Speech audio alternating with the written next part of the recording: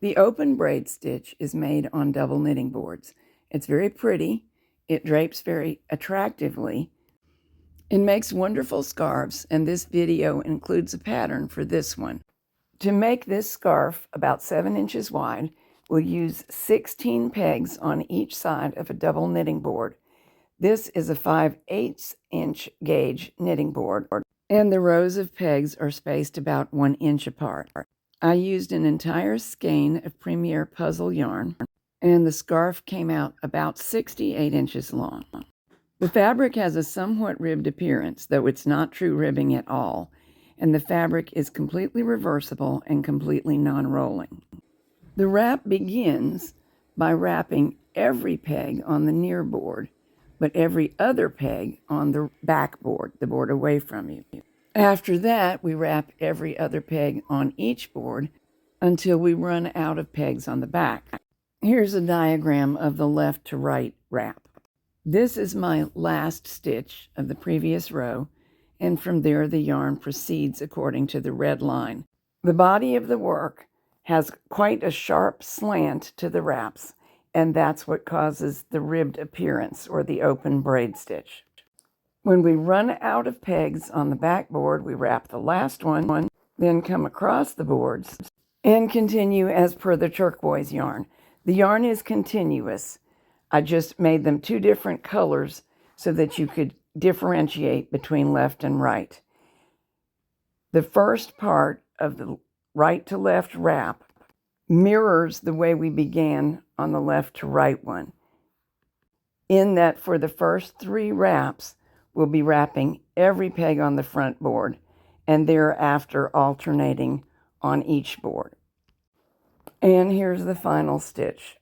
The knitting over is completely normal for double board work. The old stitch that was already on the peg when we started is lifted over the new wrap, and the new stitch is thus created. Both boards are worked in the same manner. To cast on, use the normal stockinette wrap, hang an anchor cord, and after that you may either do 1 more stockinette row or go directly to open braid stitch. Finish the cast on as usual by chaining 1 loop through the next, beginning on the end away from the yarn tail.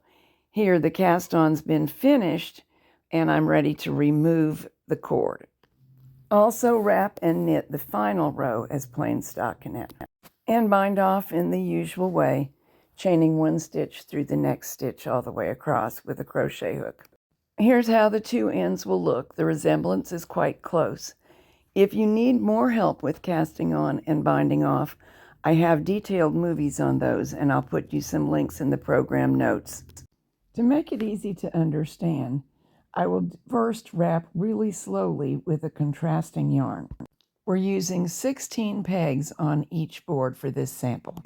The loop of orange yarn is, we're pretending, the last stitch of the previous row.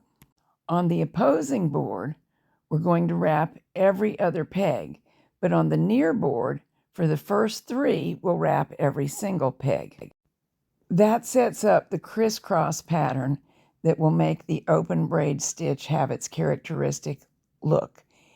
After those first 3 pairs of wraps, we'll continue wrapping every other peg on each board until we get to the opposite end, where we will run out of pegs on the back first. When that occurs, we'll come forward to the front board and fill in the empty pegs in order. Actually, the right edge will mirror the beginning at the left edge, and then we'll be back to every other peg across and that strong slant.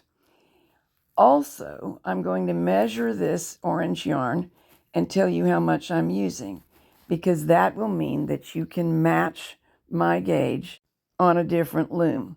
All you have to do is adjust the spacing of your boards so that you use up the same length of yarn I used in 1 wrap to the left to right, then right to left. It turns out that I used 60 inches of length in total. I've got it doubled here where I measure.